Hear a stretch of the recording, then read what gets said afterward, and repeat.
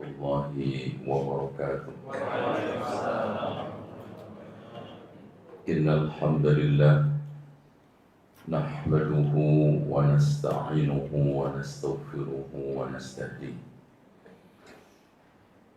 wa na'udzu billahi min syururi anfusina wa sayyiati a'malina. Man yahdihillahu fala mudilla lahu wa man yudlil fala hadiya lahu. Asyhadu an la ilaha illallah wahdahu la syarika lahu wa anna Muhammadan abduhu wa rasuluh. Qala subhanahu wa ta'ala ya ayyuhan nasu ittaqu rabbakum alladhi khalaqakum min nafsin wahidah wa khalaqa minha zawjaha wa batha minhuma rijalan katsiran wa nisaa'a wattaqullaha alladhi tasaaluna bihi wal arham innallaha kana 'alaykum raqiba. وقال عز وجل يا أيها الذين آمنوا اتقوا الله حق تقاته ولا تموتن إلا وأنتم مسلمون.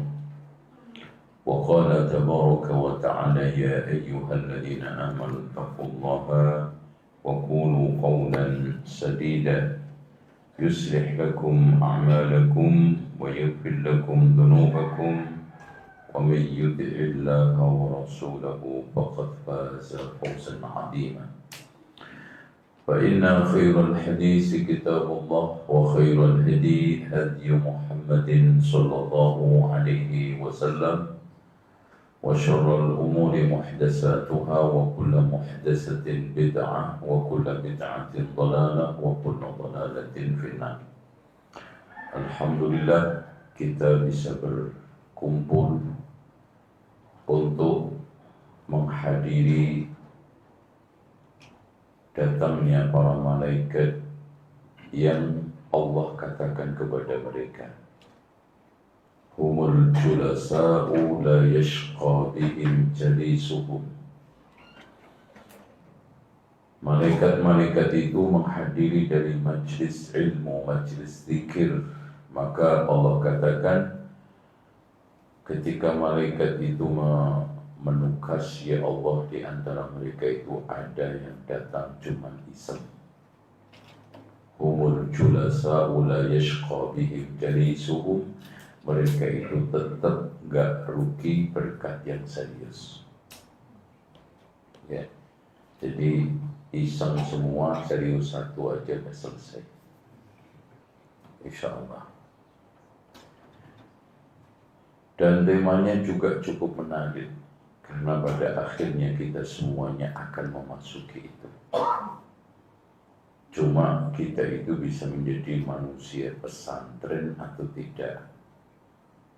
Makanya saya ingin membuat daurah pesantren, pensiun santai keren. Itu yang namanya pesantren. Jadi kita inapkan di suatu tempat selama 3 hari. Kita drill untuk hidup bahagia di akhir hayat. Itu, insyaallah kemungkinan nanti kita adakan di bulan Juli pas liburan itu. Nanti jadi kita pesantrenkan 3 hari. Ada kegiatan fisik, olahraga di usia senja. Nanti saya memiliki 10 gerakan stretching untuk menghilangkan stres di usia senja. Wah, itu Masya Allah, menarik. Nanti bangun tahajud, latihan baca Al-Quran, tahsin, ya. Kemudian acara-acara lain. Nanti kita akan bikin di pagi hari sambil ngopi, sambil sarapan di pinggir aviari dengan 70 macam burung. Oh, tuh. Nusantara sambil ngerokok. Oke. Oke, ya, jangan ya. Kemudian Bapak Ibu sekalian, hari ini kalau di beberapa daerah seperti Jawa Timur itu namanya nanti itu ba'da maghrib megengan. Megengan itu kumpul di masjid atau di rumah kepala dusun, bawa makanan berbagai macam bentuk makanan untuk kuat-kuatan badok, kuat-kuatan makan. Karena seminggu lalu nyekar dan juga habis itu di Sunda unggah-unggahan, di Jawa Timur megengan, dan sebulan penuh pun ruahan. Nah, amalan itu semua harus kita sorotkan dengan kacamata syariah. Karena kita itu nggak mungkin dan nggak mau keluar keringat kalau nggak ada surganya. Karena kata Imam Ibnu Hazm, la yarul mu'min samanan illa jannah. Tidaklah seorang mukmin itu memandang sesuatu yang punya nilai berharga selain surga, nggak ada. Makanya kata beliau di dalam makalah yang lainnya, jangan sampai kita itu nyenengin orang lain, nyusai diri kita, nggak ada perintah syariatnya. Tidak. Untuk apa? Nyenengin orang, nyusai diri sendiri, nggak ada perintah syariat. Rugi amat. Nah, dari sinilah kita mencoba untuk mengangkat beberapa amalan istimewa, ringan dilakukan, besar pahalanya, dan sangat luas manfaatnya. Yang mungkin sebagian besar belum tersirat di dalam benak kita semua. Secara umum, orang baik itu selalu mengejar amalan-amalan yang utama. Makanya macam di antara sekian orang baik adalah sahabat, dan di antara sahabat adalah Abdullah ibnu Mas'ud datang ke Rasulullah, ya Rasulullah, ayyul a'mali afdal? Ya Rasulullah, amalan yang paling utama itu apa? Rasulullah menjawab, as-salatu li waqtiha. Salat di waktunya. Kenapa Rasulullah tidak mengatakan as-salatu fi awwali waqtiha, tapi salat di waktunya? Karena tidak semua afdalnya waktu salat itu di awal. Contoh Isya, Rasulullah mengatakan, laula an asyqa ala ummati la akhartul isya li hadzal waqti. Kalau bukan karena takut memberatkan umat, maka aku akan akhirkan sholat isya di waktu ini, yaitu menjelang pertengahan malam. Begitu juga zuhur di musim panas, Rasulullah menganjurkan untuk apa? Mengakhirkan. Kemudian yang keduanya adalah birrul walidain, berbuat baik kepada kedua orang tua. Dan yang ketiganya adalah al-jihadu fi sabilillah. Nah, sebelum saya mengungkapkan belasan amalan-amalan yang sangat menarik, eksotik, dan sangat mudah dilakukan di usia senja, saya akan sampaikan 10 amalan yang juga mudah dilakukan oleh kaum manula usia senja di ujung usia di bulan Ramadan ini. Karena masih banyak yang kita harus sampaikan, saya akan sampaikan 10 ini secara singkat. Antum catat boleh, kalau hafalan antum masih kuat juga didengarkan kemudian dihafal. Kalau enggak ngapal ya nyatet, kalau enggak nyatet ya ngapal. Enggak nyatet enggak ngapal, namanya apa? Ya. Kalau zaman dahulu itu enggak menulis, enggak baca karena hafalannya kuat. Makanya disebut dengan ummi. Ini nggak nulis, nggak baca, nggak ngapal, super nih. Ya lemes, gampang hilang. Ya, oke. Hadirin sekalian, amalan yang pertama adalah menjaga puasa supaya nggak batal pahalanya. Jadi kalau menjaga puasa nggak batal itu memang wajib. Tetapi lebih daripada itu, orang-orang yang sekarang ini berpuasa secara excellent adalah menjaga supaya pahalanya nggak batal.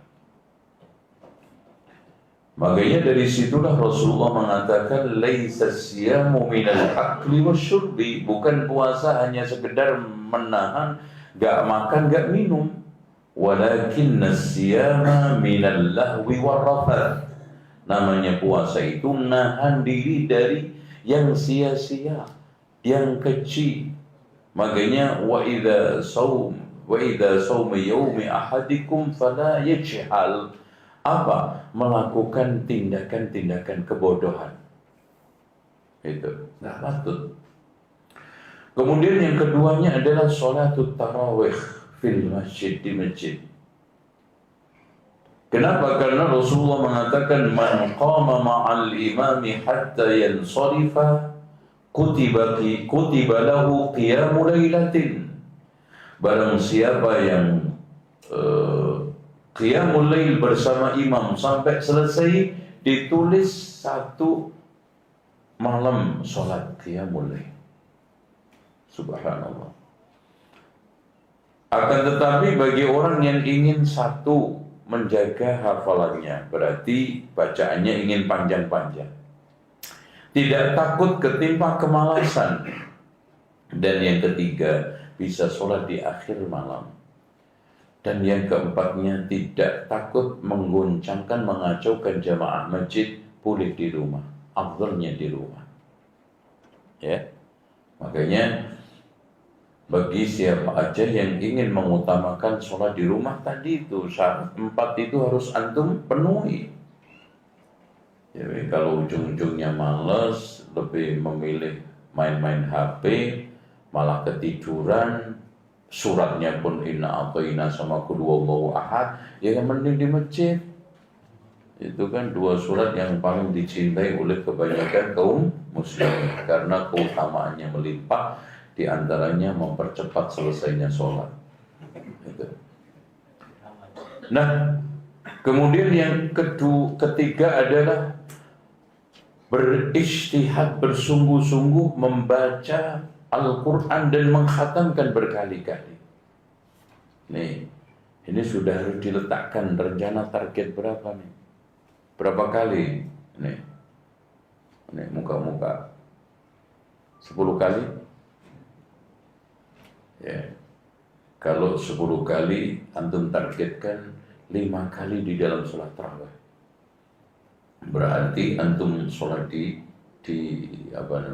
rumah dengan cara 1 rakaat baca 5 lembar 5 juz, 4 lembar 4 juz.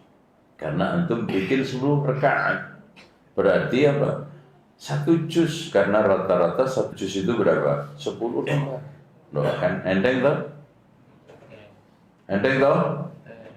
Kok melototin saya jadi? Emang salah gue apa?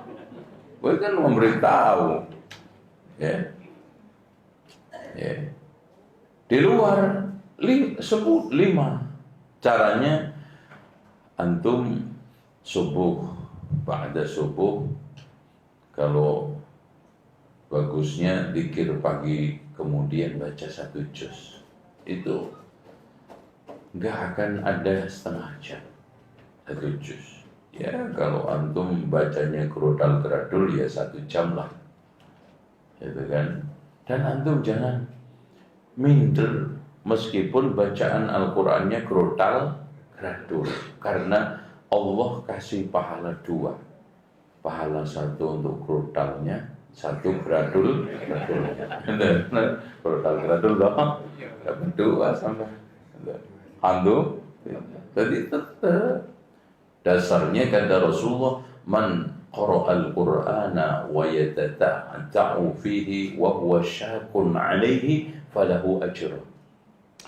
Siapa yang baca Al-Qur'an terpatah-patah, kesulitan untuk melafadzkan, mendapatkan 2 pahala. Jadi gak ada pahala. Kemudian yang keempat, memberi buka orang puasa. Oh ya. Makanya di negara-negara Qatar, Emirat, Saudi itu kalau sudah bab puasa, Pak, setiap masjid nggak ada makanan, limpah. Jadi orang itu akhirnya mampir ke masjid mana aja ada jaminan, ya. Dan buka puasa itu bukan kesannya takjil yang antum kenal di Indonesia, cuman 3 butir kurma. Aram-aram siji supaya puas gorengan 1 kayak lombok telu. Nah itu ya. Oh itu foto kenyangnya gitu. Antum kasih yang sempurna gitu. Man fakhara shaiman kana lahu mithlu ajri shaim ghairu annahu la yanqus min ajrihi syai'a. Enggak mengurangi pahala orang yang puasa itu, meskipun dia dapat pahala seperti pahala orang yang berpuasa. Yang keberapa? 5-nya adalah sedekah, karena Rasulullah mengatakan afdhalus shadaqah shadaqatun fi Ramadan. Sedekah yang pertama adalah harta kepada keluarga kita, sanak famili kita, karena Rasulullah mengatakan afdalu dinarin atau a'zamu dinarin ajran dinarun yunfiquhu ar-rajul 'ala iyalihi. Dinar yang paling besar pahalanya adalah dinar yang dinafkahkan kepada keluarganya. Kalau enggak, al-kalimatu thayyibah shadaqah, kalimat thayyibah itu sedekah. Bantu orang sedekah semuanya. Nomor 6, duduk di masjid setelah subuh sampai matahari terbit. Karena Rasulullah mengatakan man shallal fajra fi jama'atin, siapa yang salat fajar berjamaah, thumma yajlis atau thumma qa'ada yadhkurullah, kemudian duduk berzikir kepada Allah hatta tatlu'a asy-syamsu, sampai matahari terbit, thumma yusalli rak'ataini, kemudian salat 2 rakaat, kana ka ajri hajjatin wa umratin tamatin, dia mendapatkan pahala seperti haji umroh sempurna. Masya Allah. Nomor 7, ya. Nomor 7 cari sendiri. Ya. Jadi nomor 7 antum iktikaf. Ya. Dari mulai malam 21 sampai terakhir takbir. Dan paling bagus sampai subuh menjelang Idul Fitri. Nomor 8, mengejar Lailatul Qadar. Nomor 9, umrah ta'dilu hajjatan, ya. Umratun fi Ramadan ta'dilu hajjatan, di dalam lafaz lain ma'i, umrah di bulan Ramadan seperti haji bersamaku. Dan yang ke-10, memperbanyak zikir, istighfar, doa. Terutama jangan lepas 7 zikir, ya. Ini dengerin aja, karena rata-rata antum udah hafal, cuma ngingetin, gak usah dicatat. Daripada sibuk nyatet, ngeliatin muka gue yang ganteng. 1, membaca sholawat, Allahumma sholli wa sallim wa barik ala nabiyyina Muhammad. Udah hafal toh? 2, membaca la ilaha illallah wahdahu la syarikalah lahul mulku wa lahul hamdu yuhyi wa yumiit, atau la wa huwa ala kulli syai'in qadir, langsung juga boleh. La ilaha illallah wahdahu la syarikalah lahul mulku wa lahul hamdu wa huwa ala kulli syai'in qadir. Yang ketiga, ya dzal jalali wal ikram. Hafal? Ya dzal jalali wal ikram, mudah. Rasulullah mengatakan alidzu bi ya dzal jalali wal ikram. Perbanyaklah melafadzkan, hanya melafadzkan, Pak, dengan ya dzal jalali wal ikram. Kenapa, Pak? Dengan otomatis antum baca itu sudah berdoa, karena manggil-manggil yang ya dzal jalal wal ikram. Antum mau dimuliakan Allah dengan apa lagi? yang merugikan antum kalau Allah sudah memuliakan antum. Ya dzal jalal wal ikram. Kemudian yang keempat, astaghfirullah al-azim wa atubu ilaih, berarti istighfar. Yang kelimanya, la ilaha illa anta subhanaka inni kuntu minadh dhalimin. Paham? Hafal kan? Nah, gampang. Yang keenam, hasbunallah wa ni'mal wakil. Mudah kan? Hasbunallah wa ni'mal wakil. Jangan meremehkan zikir yang bagus ini. Kenapa? Nabi Ibrahim Allah selamatkan dari Namrud berkat ya dzal jalali wal ikram, mau dilempar ke api. Nabi Muhammad diselamatkan dari ancaman serbuan ribuan pasukan. Hasbunallah wa ni'mal wakil. Makanya zikir hasbunallah wa ni'mal wakil sangat bagus untuk kondisi keterancaman. Mampu umpamanya terancam, nikah lagi kebongkar, hasbunallah wa ni'mal wakil. Itu kan gitu. Pasti ketahuan. Nah, yang terakhir, subhanallah walhamdulillah wa la ilaha illallah wallahu akbar, la hawla wa la quwwata illa billahil aliyyil azim. Ini antum baca kapan saja, di mana saja, kecuali dua kondisi. Satu di toilet, dua berhubungan suami istri. Nggak boleh zikir. Ya, udah. Antum nyetir, subhanallah, alhamdulillah. Nggak bisa, bohong. Antum sekarang ini duduk di masjid sambil nunggu qomat, la ilaha illallah wahdahu la syarikalah. Nggak sempat, nggak mungkin. Antum sekarang ini sedang ke pasar ibu-ibu, ya, astaghfirullah wa atubu ilaih, astaghfirullahaladzim wa atubu ilaih. Sulit? Nggak mungkin. Sambil nyapu, nggak mungkin, nggak bisa. Sambil ngomelin suami, nah ini yang nggak mungkin. Tuh, Masya Allah. Selama bulan Ramadan jangan lepas sehari minimal masing-masing berapa? 3 kali, 7 kali, terserah. Rata. Pagi, siang, sore, nggak sempat malam. Subhanallah, walhamdulillah, wa la ilaha illallah. La ilaha illa anta subhanaka inni kuntu. Ya dzal jalali wal ikram. Ya dzal. Pulang pergi masjid aja udah dapat berapa ratus itu, Pak. Tuh, ya Bu ya. Itu daripada kemudian subhanallah, subhanallah kan gitu. Tuh, oke? Sekarang kita masuk ke dalam amalan agung, pahalanya besar, ringan untuk diamalkan untuk usia atau di penghujung usia. Pertama adalah ibadatul ridha, yaitu apa? Perasaan rimo, rela, ridho. Kenapa, Pak? Karena usia makin lanjut, usia makin tua itu gampang keselak, gampang ngambekan, gampang, kok nggak ada yang lanjutin? Iya, gampang marah. Kenapa? Satu, urat syaraf yang sudah mulai kaku-kaku, itu tegang, itu nggak lancar lagi, makanya gampang. Lanjutin Pak, saya biar nggak sendirian gitu. Nanti dimarahin sama itu yang belakang gitu. Kemudian yang kedua, perubahan kondisi ekonomi. Ketiga, karena teman sekitar, orang-orang pendukung tercinta sudah banyak tiada. Apalagi istri ditinggal suami, suami ditinggal istri, udah oleng. Udah begitu, cucu sudah mulai gede-gede, ya. Cucu itu kalau sudah gede-gede, mulai menunjukkan kemandirian di sangka yang tua, ketidakakraban.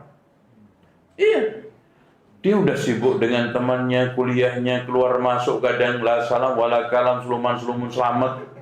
Wah, cucu saya ini dulu kalau TK lucu banget, saya kira SMP kok, SMA kok, sekarang masuk nggak salam keluar. Itu sudah biasa. Makanya ada istilah anak umur 0 sampai 5 nyenengin, 5 sampai 12 ngeseli, 12 17 nyusahin. Nah itu seneng loh. Umur 3 tahun aja Pak itu nangis aja seneng kok, lucu ya. Dia cucu nangis seneng malahan. Oh tuh bahagia. Ini Pak, umur 12 ketawa aja ngeselin. Coba. Loh, ketawa nikah aja keledai lo diam. Tahu aja. Kadang ke adiknya dikebuki.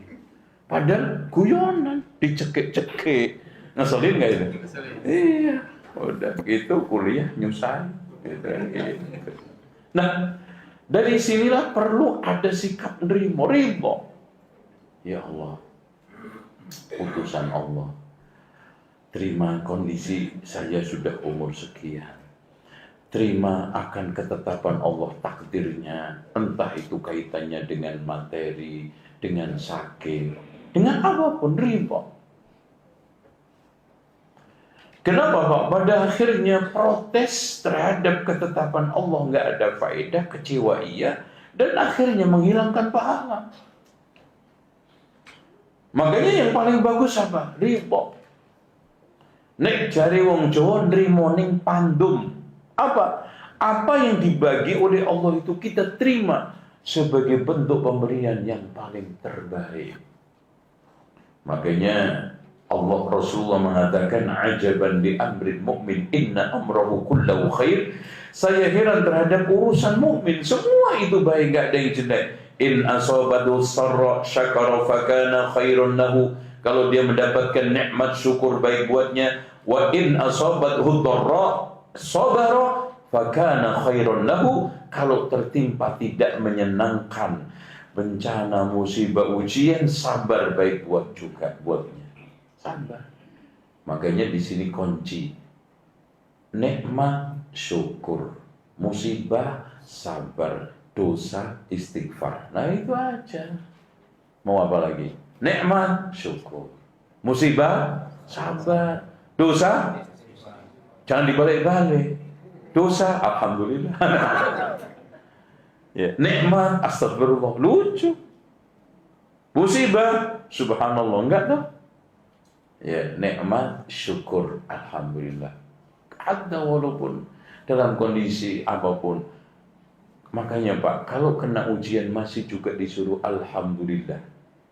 Kalau nikmat alhamdulillah bi ni'matihi. Kenapa? Tatimmu shalihah. Karena di lipatan cobaan ujian itu masih ada hal yang perlu kita syukuri. Kenapa Pak? Satu, andaikan musibah itu lebih berat. Ya dah, alhamdulillah ya Allah.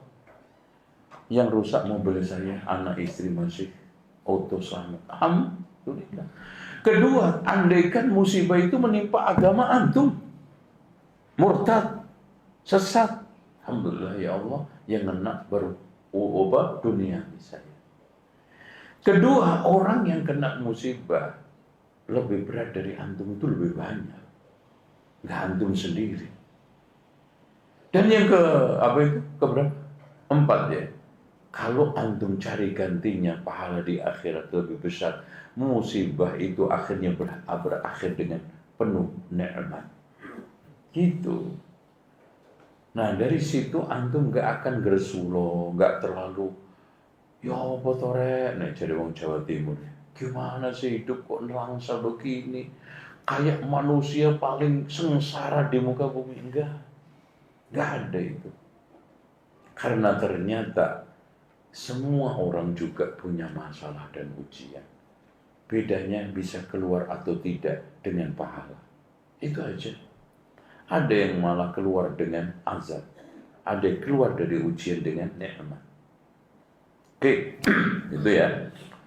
Kemudian yang kedua, ibadatu jabril khawatir, ibadah menutupi kekecewaan. Jadi yang kecewa-kecewa itu antum carikan penggantinya, penutupnya. Kecewa sama umpamanya siapa ya? Anak 2, satunya di Kalimantan, satunya di Papua, atau satunya di Amerika, satunya lagi di mana? Di Jepang, yang satunya di kuburan. Ini mengecewakan, nggak pernah tegur sapa. Ya Allah, ternyata di sana ada penggantinya, mungkin cucu, tetangga-tetangga yang baik. Itu Masya Allah ada aja. Teman-teman yang juga masih perhatian, cari ganti. Jangan fokus pada kekecewaan itu, antum melupakan kebaikan-kebaikan yang dihadirkan Allah di sekitar antum, yang itu memang Allah gantikan untuk mengganti kekurangan-kekurangan tersebut. Karena pada akhirnya wa man yattaqillaha yaj'al lahu makhraja wa yarzuqhu min haitsu la yahtasib. Pasti itu. Jadi antum kecewa dengan saudara, antum kecewa dengan teman, antum kecewa dengan tetangga, cari gantinya. Ya, wallahi Pak. Tidak ada orang yang hidup di muka bumi nggak pernah kecewa. Hatta Nabi. Gitu? Betapa kecewanya Nabi Nuh dengan anaknya yang ditawari, subhanallah, ya bunai, irkam ma'ana, ayo naik sama aku. Enggak mau. Malah menolak, sa'awi ila jabalin ya'simuni minal ma'. Dalilnya Nabi Nuh itu kecewa. Wa fada'a rabbahu anni maghlubun fantasir. Nabi Nuh berdoa kepada Allah, ya Allah, aku kalah. Bantulah aku. Itu. Terakhir Nabi Nuh mengadu kepada Allah. Fada'a rabbahu anni maghlubun. Subhanallah, seorang Nabi Pak ngaku anni maghlub. Apa maghlub? Kalah. Ana sudah nyerah.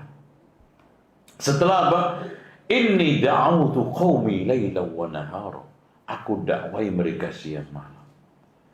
Bahkan disuruh amalan semudah-mudahnya, faqultu astaghfiru rabbakum innahu kana ghafara. Itu pun kata Imam Ibnu Jarir At-Tabari yang ikut cuma 4 Pak. Wa ma amana ma'ahu illa qalil. Tidak beriman bersama Nabi Nuh kecuali sedikit. Padahal dakwah 950 tahun. Tapi Nabi Nuh orang yang pintar nutupi kekecewaan dengan kesabaran. Akhirnya titelnya Nabi Nuh apa Pak? Innahu kana abdan syakura. Masya Allah. Sesungguhnya dia itu hamba yang bersyukur. Beda. Nomor 3, ibadatu qada'i hawaijil akharin, ibadah menutup kebutuhan orang lain. Ya, nggak harus antum sekarang nanggung pengobatan di rumah sakit. Subhanallah. Ada orang keluar dari masjid, Pak, kenapa? Iya Mas, sandal saya hilang. Antum pergi sebentar Mas, beliin sandal jepit. Minimal untuk menghantarkan dia ke rumah. Nggak nginjek macam-macam, apalagi di Arab itu musim Juni. Wah, pulang dari hotel masjid itu bisa kayak digoreng itu. Antum kasih qada'il haw, menunaikan hajat kebutuhan dia butuh. Ya, subhanallah, ringan Pak. Yang kadang-kadang ada perkara ringan menurut kita, tapi itu subhanallah menentukan hidup dia. Contoh, pernah saya pertama-pertamanya punya mobil kan pasti dipamerin Idul Fitri. Wah itu mobil bekas lagi ya, gitu kan. Gitu, ya. Mobil ketika itu Innova bekas saya. Nah, baru beli sebelum Ramadan, sebelum hari raya lah pokoknya, awal-awal Ramadan. Saya pulang ke Jawa Timur. Bannya itu tipis itu loh Pak. Nah, kemungkinan mungkin juga bannya sudah tua nih. Walaupun batiknya masih banyak, akhirnya kejedot di lubang lewat jalan alternatif kampung itu Pak. Ya Allah, di tengah sawah lagi, pecah itu. Aduh, ya Allah. Terus, ya Allahnya itu bukan apa-apa nggak bisa ganti, Pak. Ban serepnya dirantai, kuncinya di tempat yang punya. Bulan ngomongin. Astagfirullahaladzim. Ini Masya Allah, ini pahala pamer ini. Aduh, ya Allah, naas banget. Jadi, gimana ya? Gak ada alat. Itu gemboknya itu gembok model yang kuning itu, Pak. Itu kan lumayan itu alatnya itu. Ya tiba-tiba ada, subhanallah Pak, hari raya kedua kalau nggak salah itu montir bengkel lewat. Wah langsung anak stop itu udah. Nggak terserah lah mau katain begal atau apa. Stop. Mas, minggir mas. Ada apa Pak? Pak Haji. Nah biasa orang kampung kan Pak Haji kan gitu. Ini mas, ban saya pecah, bisa dibantu? Kan gampang Pak, ganti aja serep. Iya mas, lihat aja. Itu dia turun lihat, Pak mana ini kuncinya? Ya itu mas. Ya itu maksud saya ini saya baru beli mobil, terus saya nggak tanya ini itu melihat ternyata di gembok serepnya ini kuncinya di yang punya itu yang punya mobil. Waduh gimana ya Pak? Itu gimana mas? Iya, udah tunggu ya Pak ya. Saya ke bengkel dulu. Itu ke Mojokerto Pak. Jaraknya itu berapa puluh kilo. Ana udah, ya, pokoknya nggak mungkin balik orang. Udah, ya paling juga ya, janji-janji manis lah kan gitu. Ya Allah, ya untung aja di pinggir Pak, nggak ganggu orang. Balik itu orang Pak, bener, balik. Bawa gerak itu apa namanya gaji besi semua, alhamdulillah. Itu udah puluh tahun berapa, masih ingat deh. Mungkin dia lupa. Sebenarnya. Jadi la tahqiranna minal ma'rufi syai'an, gitu. Contoh aja antum kecewa dengan pembelian mobil, ya Allah, anak cuman bisa beli Alphard yang gagal naturalisasi, yaitu Luxio. Ini Luxio ini kan mobil gagal naturalisasi kan gitu. Ya, tetangga bener-bener punya Alphard. Tapi alhamdulillah ya Allah, ini mobil sehat. Buat nganter jemput tetangga yang ke rumah sakit, manfaat itu antum tutup gitu loh, jangan gersulo terus ya Allah tetangga gue udah punya Alphard, anak punya begini Luxio, dasar loh kecewa terus tuh, udah gitu gagal lagi naturalisasi. Nah itu tutupin, karena sampai kapan antum begitu juga menunaikan hajat kepentingan orang. Banyak hal-hal yang sepele antum anggap tapi bermanfaat untuk kehidupan orang tersebut. Contoh aja Pak, soal palu obeng, makanya sampai Allah masukkan fawailul lil musallin alladzina hum an salatihim sahun walladzina hum yura'una wa yamna'una. Masuk wail, kenapa? Karena itu dipentingkan, walaupun hanya sekedar obeng. Tapi ya gitu, antum kalau pinjem maon begini dibalikin. Ada orang bilang nggak balik obeng, nggak balik kompak, nggak balik, lu mau diriin bengkel lu, itu nggak modal kan gitu. Masya Allah, itu mendirikan bengkel modalnya dari pinjaman tetangga semua nggak balik. Ya nggak bener itu Pak, dibalikin. Walaupun begitu, antum kalau dipinjam hal-hal yang seperti wa yamna'unal ma'un, jangan sampai enggak. Nyenengin tetangga, nyenengin orang lain, nutup kebutuhan orang lain. Apalagi antum bisa nganter apa malam-malam ya Allah, istri tetangga lahiran. Oh, memang berat. Anak anterin. Ya Mas, insya Allah. Enteng.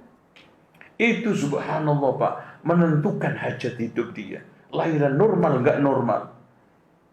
Hidup mati kadang-kadang di dalam proses lahiran itu. Yang mungkin anaknya ini nanti menjadi anak yang besar hafid Al-Quran.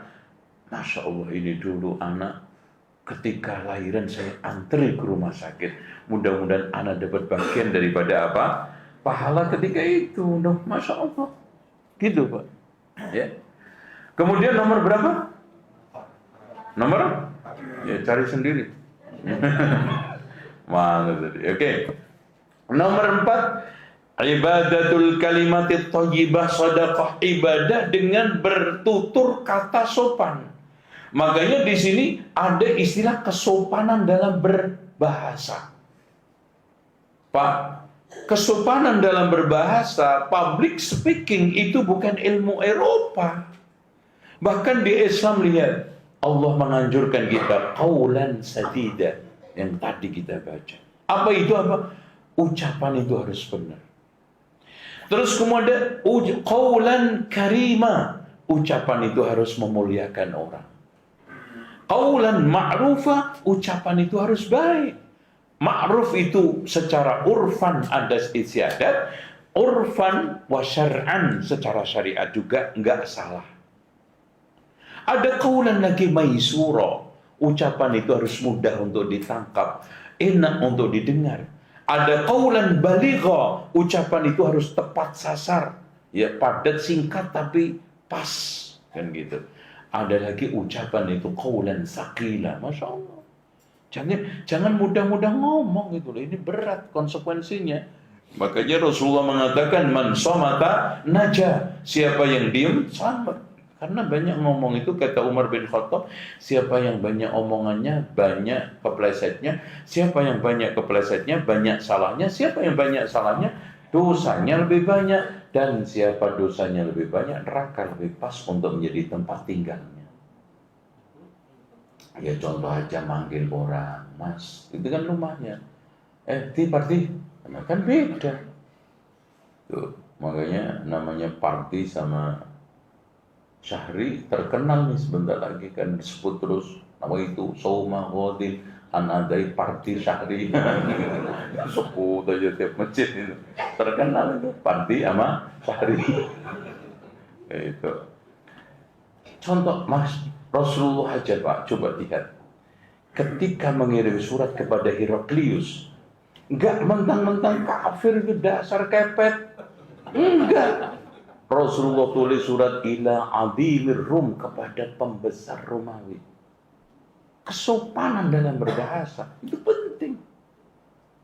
Jadi bukan hanya sekedar rimoning pantun, bukan sekedar andap asor, tapi lebih daripada itu ada istilah di Jawa itu toto kromo, istilah bahasa kromo, inggil. Tuh coba, udah kromo, inggil lagi kan gitu.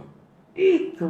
Nah, kenapa ini kita tidak pertahankan sebagai bentuk apa kearifan lokal yang gini-gini gitu loh. Jangan cuma roket aja kearifan lokal. Itu. Kearifan lokal itu yang sebegini-begini tuh indah loh, Pak. Itu. Orang Jawa itu punya nilai-nilai kearifan lokal yang top. Contoh aja. Yang bagus itu loh yang nyerang tanpa bala tentara, apa itu namanya? Tanpa bolo, apa? Yang apa? Ngeluruk tanpa bolo, sugih tanpa bondo, ya cuma maling ya, apalagi korupsi ya. Sugih tanpa tanpa modal, artinya dengan kita, kejujuran kita, amanah kita, skill kita, orang ngasih modal itu. Nah di antaranya adalah al-kalimatut thayyibah shadaqah. Pak. Nomor 5 sekarang. Ibadatu husnil khuluq, ibadah bentuknya akhlak mulia. Ya. Jadi di samping kesantunan dalam berbahasa, akhlak mulia itu Masya Allah. Imatatul adha anetorik, menyingkirkan penghalang dari jalan. Itu. Jangan malah dipasangi polisi tidur. Subhanallah Pak, kerikil, batu, kaca, beling, itu aja disuruh menyingkirkan. Ini malah dikasih polisi tidur. Dosanya malah 4 kali lipat. 1, menghina polisi, tidur terus. Lihat tuh, coba mangkel nggak tuh polisi didengar? Gue udah kerja susah-susah, hujan aja keluar, gue nungguin lalu lintas, lo katain tidur terus. 1, 2, orang jungkel berapa kali di situ? Ngejar tayang.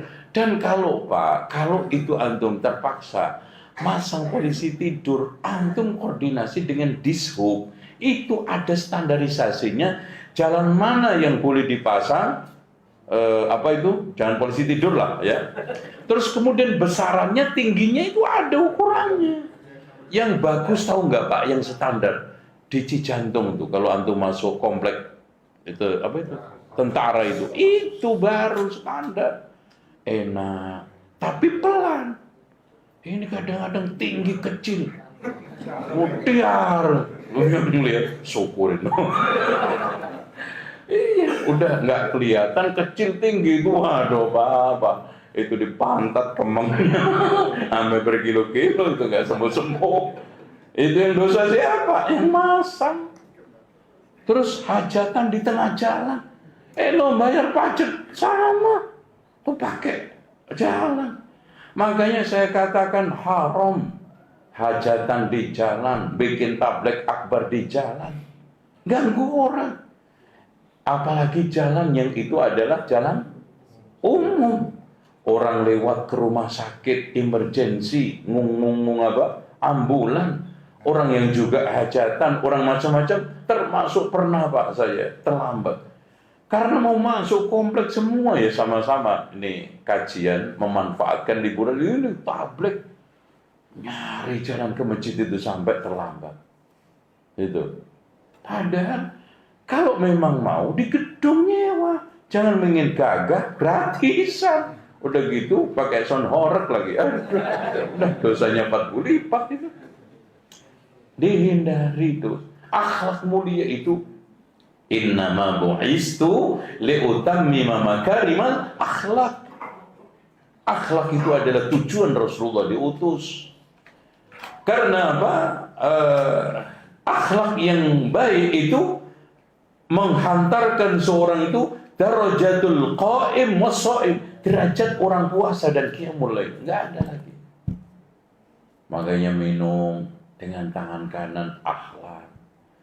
Ada orang sekarang nyasar ditunjukkan, buta dituntun itu. Jangan malah nyesatin dulu sebelum ada Google Pak. Jadi misalnya di Bogor sana, anak ngejar terlambat manasik haji. Tanya sama abang-abang itu Gojek, Pak, alamat ini di mana? Oh Pak, depan Pak. Ke kiri kanan, belok. Emang ular apa ini orang? Udah anak ikutin sampai Empang Pak, nggak ketemu. Udah balik lagi. Subhanallah Pak, hotelnya di belakang dia, kentut aja bau dia. Ya Allah mas. Saat dibanyakin, dihantarkan kepada orang kanan kiri, terutama Yahudi. Yahudi kasih dulu. Kenapa tetangga yang Muslim family punya 3 hak? Tetangga family Muslim. Yang nggak family Muslim 2 hak, tetangga Muslim. Ada yang punya hak 1 tetangga non-Muslim. Jadi hatta orang non-Muslim, antum punya hak untuk menghormati dia, untuk tidak diganggu.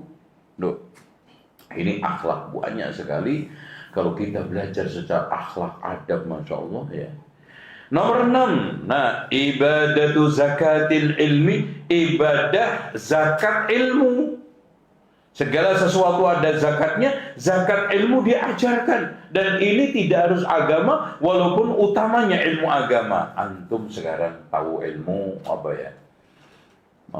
Manajemen. Antum kasih pelatihan gratis sesekali. Jangan terus jualan terus, berduit terus. Antum tahu tentang masalah ilmu bisnis, ada tetangga antum yang nganggur, coba panggil sini mas, anak punya keahlian nih, antum daripada luntang-lantung gini, anak kasih skill ini, Masya Allah ini rahasia, tapi untuk antum bagus nih, anak sampaikan, kasih zakat itu. Jadi ilmu apapun, pokoknya ilmu bermanfaat itu Semua ilmu yang bermanfaat untuk kehidupan dunia dan akhirat. Itu. Subhanallah Pak, maaf. Ada orang yang puntung nggak punya kaki, tapi punya tangan. Ibu-ibu. Subhanallah. Dia tidak punya pegangan apa-apa. Akhirnya dilatih jahit. Subhanallah, bisa diriin konveksi.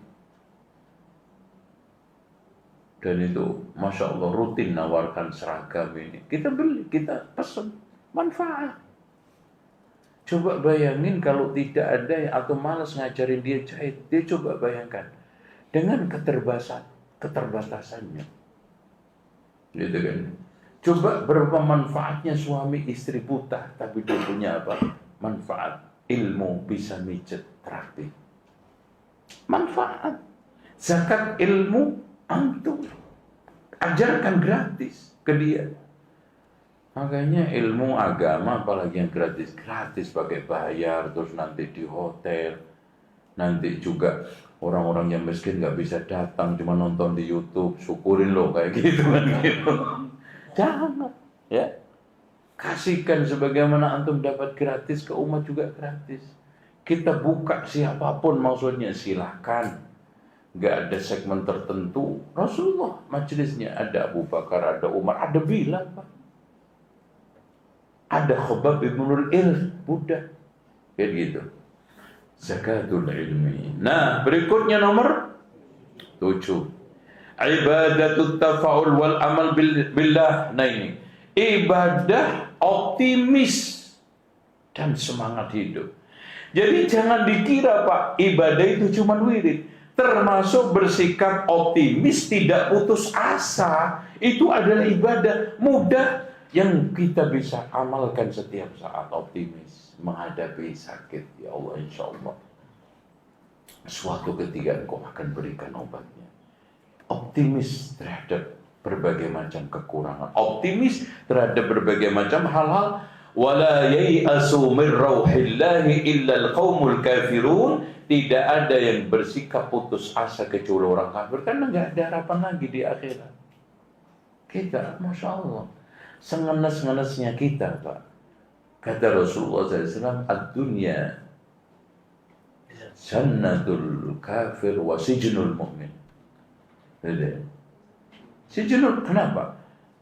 Ketika itu ada seorang Yahudi yang kepapasan, ini Ibnu Hajar, wahai Tuhan, Hakim Agung di MK gitu ya sekarang, bawa kendaraan fasilitas mewah, pakaian kebesaran, mahkamah juga, katanya surga buat saya, neraka penjara buat engkau, tapi kok lebih keren sampean gitu kan gitu. Saya begini keren, ini masih penjara dibanding surga saya nanti. Kamu begini udah surga dibanding nanti di akhirat, Masya Allah. Artinya diri sekalian optimis kita. Makanya Allah berfirman di dalam Al-Quran, wala tahinu wala tahzanu antumul a'launa in kuntum mu'minin. In takunu ta'lamuna fa innahum ya'lamuna kama ta'lamun. Wa la tahinu fi ibtigha'il qaum. Jangan kamu melemah di dalam mempertahankan Islam, menghadapi lawan-lawan ini. Kenapa? In takunu ta'lamun, kalau kamu bersusah payah dalam memperjuangkan Islam, mereka juga susah payah di dalam memperjuangkan agama mereka. Walakinnakum tarjuna minallah, kamu ada harapan minallah. Wa ma la yarjun, mereka enggak berharap. Begitu. Optimis hidup itu. Antum hidup sekali pesimis, murung, ya. Selalu yang dipandang itu negatifnya. Udah sumpek, antum tambah lagi pikiran sumpek, double itu. Karena orang kadang-kadang bahagia tidak karena perasaan, Pak. Contoh antum. Kenapa orang yang hidup di gerobak itu sampai punya anak 3? akor itu. Karena apa? Dia bisa menerima kenyataan dengan perasaan bahagia. Nah ini rumah gedong, makrung-makrung malah padu terus. Nah ini gimana? Karena ada apa di sini? Gitu. Oleh karena itu, pernah ada orang yang diajak Syekh sholat. Syekh, jangan sholat di masjid itu. Nggak nyaman, jelek masjidnya. Kita sholat khusyuk aja. Khusyuk itu bukan di dinding-dinding masjid, tapi di hati. Dan betul Pak. Coba bahagianya Rasulullah bersama istri-istrinya. Padahal rumahnya Rasulullah, ya Allah Pak, nggak ada apa-apanya daripada rumah antum yang sekarang. Dari mana? Dari pernyataan Al-Hasanul Basri, pernah aku punya kesempatan masuk rumahnya Ibunda Aisyah, saya ayunkan tangan saya, nyentuh atapnya. Loh gitu. Tapi subhanallah, tahajudnya lempeng, hidupnya bahagia, imannya kuat. Wah, semangat hidup. Dari mana? Nah itu loh Pak. Ya. Jadi jangan hidup itu perasaan negatif, thinking, perasaan selalu nggak nyaman, lihat orang, perasaan iri, suudon. Nah itu yang bikin antum sumpak sendiri. Oke. Sekarang nomor 8, ibadatul tabassum, ibadah senyum ceria. Gampang toh? Ya. Walau antal akhaka biwajhin dhalik, kamu ketemu saudaramu dengan wajah ceria. Senyum. Tapi ya senyumnya ada kaidahnya, ada aturannya, ada tempatnya. Ya, kalau antum angger senyum-senyum toh ya gendeng berarti. Itu apalagi orang lagi nangis antum senyum, wah bisa ditempeling orang sampean. Senyum ada tempatnya, ada caranya, dan yang tidak kalah pentingnya adabnya. Tapi secara umum Pak, senyum itu Masya Allah dan mudah. Antum rubah arahnya, list ini, bibir ke atas senyum, ke bawah mewek, kan gitu aja. Tiru itu loh bulan, keluar itu langsung senyum, apapun keadaannya, mau hujan mau cuaca, keluar senyum. Itu makanya bulan itu keluar senyum. Yang lihat ribut. Makanya bulan itu kenapa nggak bisa diributin? Kenapa kita itu harus lihat ru'yah, sumuli ru'yatihi? Karena bulan nggak bisa ngomong. Kalau bisa ngomong kita tanya nih sekarang, lo keluar kapan? Karena bulan nggak bisa ngomong, lihat. Makanya kita pakai semua. Hisab kita pakai untuk memperkirakan kapan kira-kira Ramadan. Ru'yah kita pakai untuk menentukan masuk Ramadan. Isbat kita gunakan untuk legalitas. Ngetok palu agar masyarakat secara serentak puasa. Enak tuh. Sebetulnya kalau mau begitu enak. Kenapa Pak? Karena gini rahasianya. Dengarkan hadis Abdullah ibnu Umar. Tara'an nasul hilal. Manusia saling melihat. Untuk melihat hilal siapa aja? Fa akhbartun nabiyya sallallahu alaihi wasallam. Aku kabarkan kepada Nabi, inni ra'aituhu, saya lihat. Fa shoma, Rasulullah puasa, fa amaran nasa bisiyamihi. Beliau memerintahkan orang untuk puasa. Nih lihat, yang merintahkan puasa siapa? Amirul Mukminin. Yang ketika itu Rasulullah, yang tidak lain adalah pemimpin umat Islam, negara, pemerintah. Enak. Tuh ya. Bukan sekarang masing-masing ormas, bisa ormas banyak nanti puasa hari raya bisa 4. Ya, 1 RT, 1 RW 4, coba bayangin. Pernah kan itu 3. Ada itu Ustadz, ya. Ustadz teman-teman kita pernah telepon saya ketika itu 3. Ustadz, gimana menurut antum? Apa itu? Anak ini kan diundang 3-3-nya nih. Gimana? Anak hadir semua. Antum gimana Ustadz? Antum harus punya sikap. Ya tapi anak ingin merangkul mereka semua. Murko banget. Saya ingin antum ini. Subhanallah ya. Antum ambil semuanya. Senin khutbah, Selasa khutbah, Selasa, Rabu, Kamis kan itu. Selasa khutbah, Rabu khutbah, Kamis khutbah, Masya Allah. Itu hebat nanti. Karena nggak punya ormas. Ya, itu. Jadi harus punya sikap. Oke, senyum. Nomor 9, ibadatut taghaful. Nah ini Pak, ibadah kita tidak mempersoalkan hal yang kecil-kecil, taghaful. Makanya di sini sikap yang terbaik kita adalah tidak mempermasalahkan hal-hal kecil dengan keluarga, orang sekitar kita. Kadang-kadang masalah piring pecah, ngamuk-ngamuk, gelas hilang, ngamuk, semua dipermasalahkan. Makanya orang yang seperti ini, kata para ulama, tanda seorang bijak adalah tidak mempermasalahkan hal-hal yang kecil. Semua di keluarganya, anaknya, istrinya. Tahu, kita coba toleran melupakan, meremlah. Seakan-akan nggak tahu itu taghaful itu. Seakan-akan nggak ada masalah, padahal masalah untuk satu maslahat. Tetangga umpamanya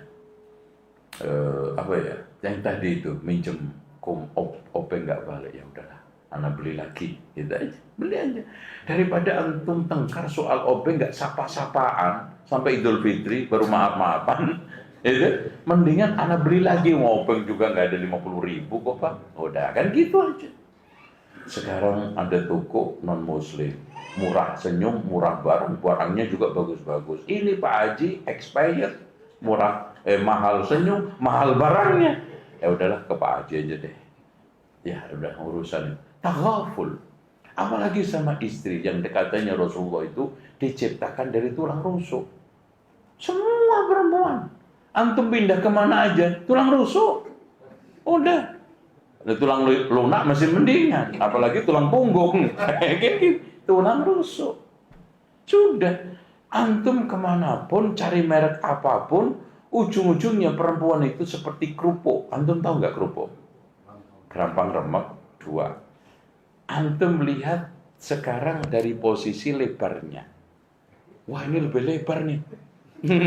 Enak nih. Antum pilih di black itu di kaleng itu. Atau antum lihat tebelnya, wah ini lebih tebel. Antum yang lihat lebih lebar, ternyata lebih tipis.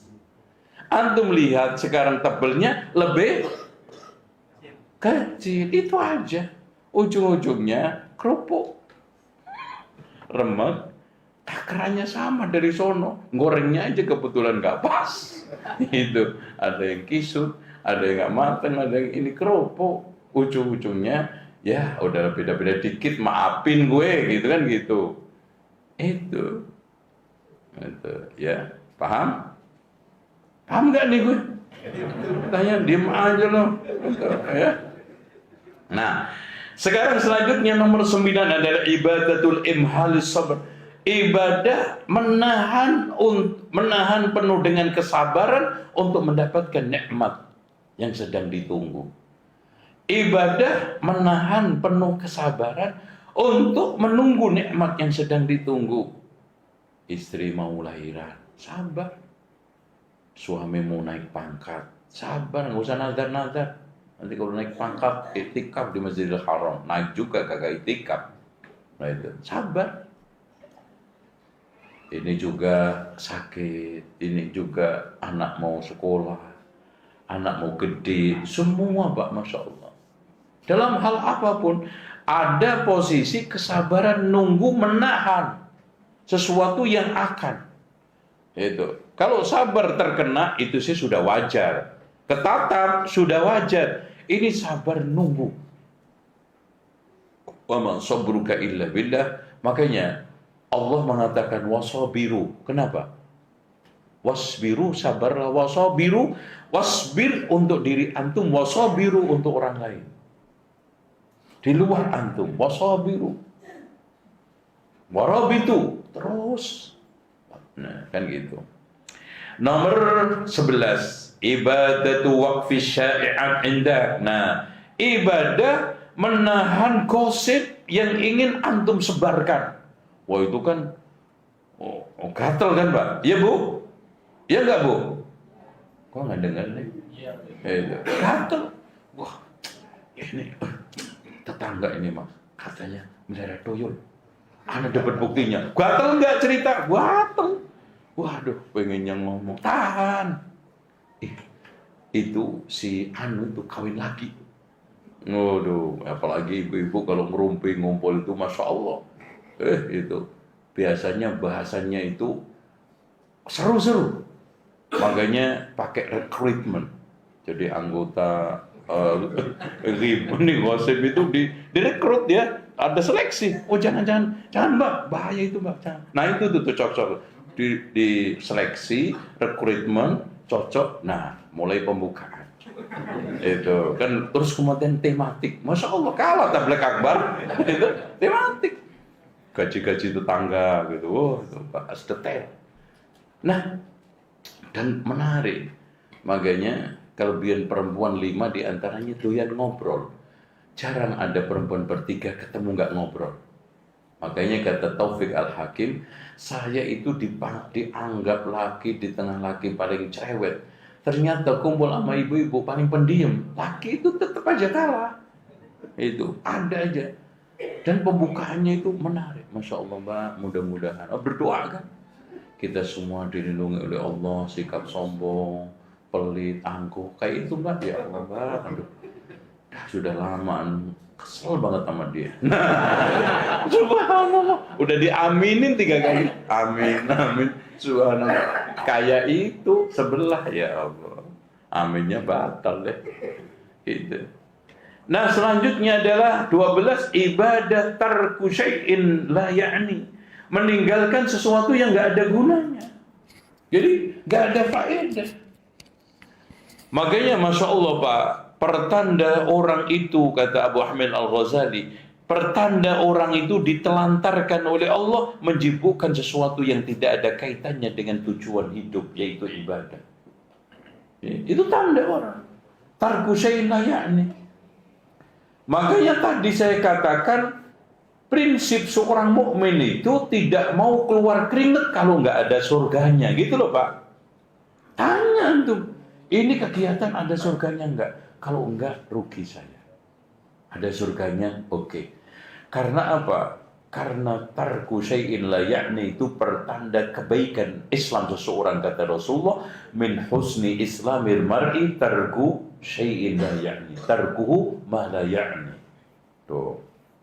Sudah? Nomor 13. Nah, ini ibadah yang lebih keren lagi. Jam berapa, Pak? Ini yang terakhir. Oh ya, terakhir ini. Terakhir, nomor berapa?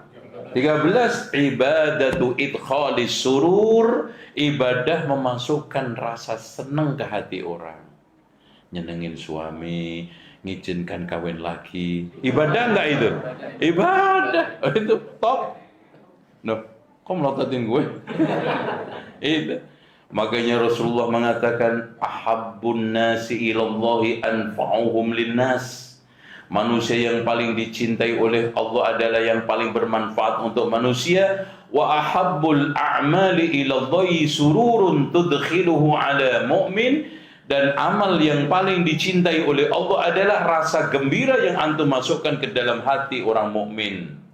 Contohnya, ju'an tatruduhu, rasa lapar yang antum hilangkan. Masya Allah. Makanya Pak, bab it'am, masih makan itu menjadi bab banyak kaitannya dengan ibadah. Antum cek. Orang sumpah di antaranya pelanggaran. Tutupnya apa? Masih makan. Beda. Nazar. Ada semua. Sampai termasuk orang yang berhubungan intim dengan istri sengaja. Nutupnya tak? Memberi makan 60. Sampai juga orang yang fidyah makan. Sampai Rasulullah mengatakan, wa at'imut ta'am, kasihlah makan. Afsus salama, tebarkan salam. Wa at'imut ta'ama, kasihlah makan. Wasilul arhama, sambunglah silaturahmi. Wa sallu bil laili wan nasuniyah, qiyamlah di malam hari orang sedang tidur lelap. Tadkhulul jannata bisalam. Makanya makan itu ibadah yang sakral. memberi rasa gembira orang. Dan gini Pak, subhanallah, kenapa yang ditekankan tidak memberi uang? Karena subhanallah, orang kaya kalau diberi makan banyak yang mau, tapi kalau diberi duit belum tentu mau. Subhanallah. Contoh walimah, orang-orang kaya pun makan. Terus kemudian Jumat berkah, bagi-bagi makan siapa aja ambil. Makanya kenapa ditekankan wa at'imut ta'am wa yut'imuna at-ta'ama 'ala hubbihi miskinan wa yatima wa asira. Nah, audainan taqdi atau hutang yang antum bayar. Bahkan Rasulullah mengatakan wala an amshiya 'ala hajati akhi hatta aqdi anhu khairun min an a'takifa syahran fi hadzal masjid. Andaikan aku bisa menunaikan hajat kebutuhan saudaraku sampai selesai, itu lebih baik daripada aku iktikaf sebulan di masjid ini nih. Bukan masjid DKI, Masjidil Haram, Masjid Nabawi. Masjid ini, masjid mana?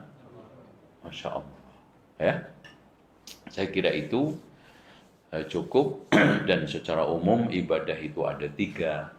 Ibadah badan, fisik, rukuk, sujud, macam-macam, ngasih bantuan orang, nonton orang, nyebrangin orang, jorokin orang, itu ibadah.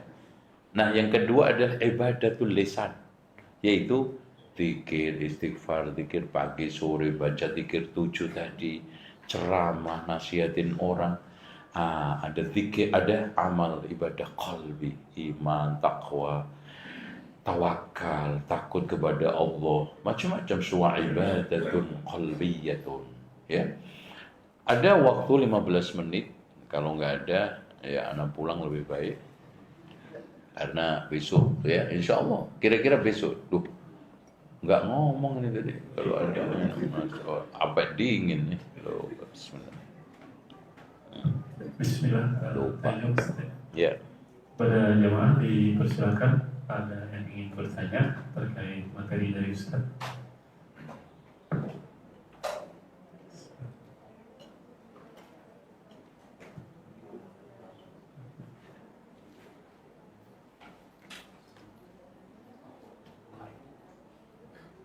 Silakan, Bro.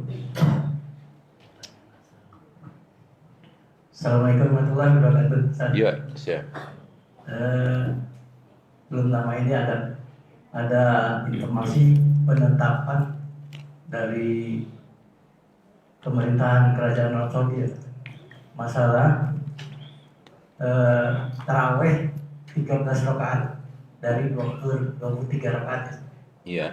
Antara Mekah dan Madinah sama semua. Penetapan 13 rakaat. Menurut Ustaz atau pandangan Ustaz gimana Ustaz? Apakah di Indonesia perlu mengikuti, apakah sesuai sunnah juga? Mohon pencerahannya. Assalamualaikum warahmatullahi wabarakatuh. Iya. Memang di sana ada kutipan oleh Imam Al-Hafidh Ibnu Hajar Al-Asqalani di dalam kitabnya Fathul Bari, menukil dari Abu Ishaq, ya, atau Ibnu Ishaq, bahwa jumlah qiyamul lail tarawih yang paling sempurna adalah 13 rakaat. Dan ini nggak bertentangan dengan ucapan Aisyah, Rasulullah tidak menambah mengurangi dalam konteks umumnya, kebanyakannya, biasanya. Di waktu qiyamul lail hari-hari biasa. Tapi ini kan nggak biasa, Ramadan. Makanya Ibnu Rajab Al-Hambali tidak mengapa menambah sungguh ibadah dikala diistimewakan tempatnya dan waktunya. Contoh Al-Quran.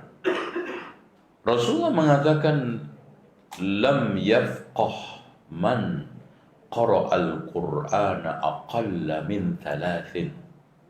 Tidak faqih orang yang membaca Al-Quran khatam kurang dari 3 hari. Tapi faktanya Utsman ibnu Affan khatam sekali. Imam Syafi'i sekali di dalam sholat tarawih, di luar sholat tarawih sekali. Kenapa? Karena keutamaan tempat dan waktu mengutamakan, mengistimewakan amal sesekali bukan suatu hal yang lazim, dibolehkan. Itu penjelasan siapa? Al-Hafidh Ibnu Rajab Al-Hambali. Wallahu a'lam. Ada 13 itu tarjih yang dibuat oleh Imam Al-Hafidh Ibnu Hajar dalam Fathul Barinya. Belum mentarjih di antara sekian komparasi pendapat yang paling jumlah ideal paling bagus berapa? 13. Dan subhanallah Pak, fakta juga Aisyah itu ngomong fakta. Dan itu seringnya Aisyah ngomentari Rasul fakta. Rasulullah tidak menambah mengurangi 11. Kenapa? Ayo. Karena nggak mungkin bagi Rasulullah itu qiyamul lail lebih daripada itu. Kenapa? Kalau beliau itu mulai pertengahan malam jam 1 sampai subuh, bacaannya itu kadang Al-Baqarah, Ali Imran, An-Nisa, Al-Maidah 1 rakaat. Tuh, kira-kira nyampe enggak kalau 21? Subuh jebol. Nah, itu loh. Karena Rasulullah lebih memilih panjang bacaannya. Sedikit rakaatnya. Makanya Imam Al-Hafidh Ibnu Hajar membuat satu tarjih penghimpunan bilangan 21 dengan 11 atau 13 tadi tidak ada yang saling bertentangan. Kata beliau apa? Bagi yang ingin bacaannya pendek-pendek, maka 21 lebih baik buat dia. Bagi yang ingin bacaannya panjang-panjang, 11 atau 13 lebih baik buat dia. Apalagi zaman Umar, yaqra'ul imam ada mi'in, rata-rata membaca ratusan. Yaqumun nasu 'alal 'asa, mereka berdiri dari sholat itu dengan tongkat. Nah ini dikit rakaatnya, pendek suratnya. Ini yang nggak ada sunahnya. Itu yang bablas tuh Pak. Ini yang nggak ada bahasanya itu. Tapi ya repot orang kita itu. Kalau nggak cepat itu diciriin. Masjidnya nggak ada yang sholat. Makanya kalau cepat pendek itu, wah beludak. Wah ini yang kita cari. Makanya sholat jundal-jundal, jendak-jendit, gepek-gepek, mencolot. Waduh, bahaya. 21 rakaat itu selesai sampai 7 menit, paling lama 11 menit. Ya Allah, ini olahraga apa sholat tuh? Ya, iya. Makanya antum yang khusyuk, yang penting khusyuk. Tumaknina itu rukun paling inti daripada sholat setelah Fatihah. Makanya pernah ada orang yang sholat gak tumaknina, datang ke Rasulullah, Assalamualaikum, kata dia, Waalaikumsalam warahmatullah, irji' fasalli fa innaka lam tusalli, kembali kamu sholat, kamu belum sholat. Dinyatakan Rasulullah belum sholat. Itu menunjukkan apa? Tumakninah itu merupakan satu inti rukun setelah Al-Fatihah. Dia tenang. Kadang Pak maaf, imam baca lam yakunil aja dibatu-batuin. Itu maksudnya disindir. Nanti kalau giliran sholawat kewenceng gitu, nyindir imam. Jangan panjang-panjang. Tapi kalau nonton bola, kalau bisa nggak selesai. Itu. Apalagi adu penalti, cepet selesai kalah. Wah, dimaki-maki tuh pemainnya, lu goblok banget loh. Gitu aja ya.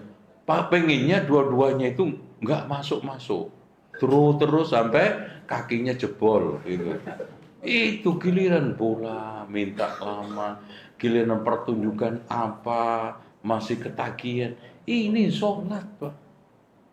Itu menunjukkan gairah akhirat itu lemah, karah daripada duniawi sekarang. Wallahu a'lam. Ada lagi? Bagi jamaah ibu, Ya, silakan Bu. apakah ada yang bertanya? Lagi? Silakan.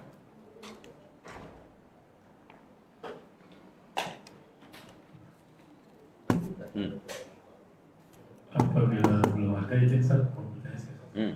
Ustaz, izin kalau misalnya tadi ibadah yang amalan agung pahala besar ringan di Indonesia, salah satunya itu ibadah ridho ya Ustaz, atas mungkin kondisi takdir itu Ustaz yang terjadi. Tapi batasannya juga kalau kita mau mengubah itu apa ya Ustaz? Maksudnya kan kita sebagai itu ada nasihat bagaimana kita mengubah itu ya tergantung dari diri kita sendiri kan. Iya, Mengubah betul. kalau nah itu batasannya di mana antara ridho sama kita mau mengubah kondisi yang tidak ideal itu. Ya memang Allah atau Rasulullah memberi kesempatan proses, makanya menerima musibah itu ada 3 fase. Fase pertama sabar, fase kedua syukur, fase ketiga paling tertinggi adalah ridho. Ya. Makanya Rasulullah mengatakan innamas sabru 'inda as-sadmatil ula, kesabaran itu dibutuhkan ketika tatap pertama kali ceger. Gitu kan. Sehingga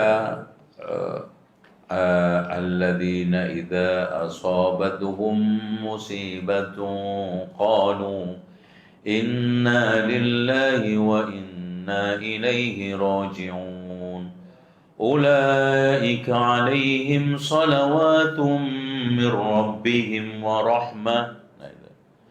Ini mendapat salawat. Kenapa? Karena tadi dia sudah sampai kepada tingkatan ridho paling tertinggi. Buktinya inna lillah wa inna ilaihi raji'un. Mau apa? Mau apa tuh? Kita ini milik Allah semua, mau apa? Ibarat pasrahnya bola yang terbang ditendang orang, dibalik diambil yang punya. Emang bola bisa protes, Pak? Nggak mau. Kambing lepas diambil yang punya. Ya udah, apapun keadaannya. Jadi ibarat antum, waduh, masya Allah, burung bagus banget nih.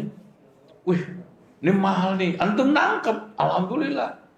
Ternyata yang punya datang. Ya apa? Inna lillahi ya Allah. Ya, ini burung punya dia.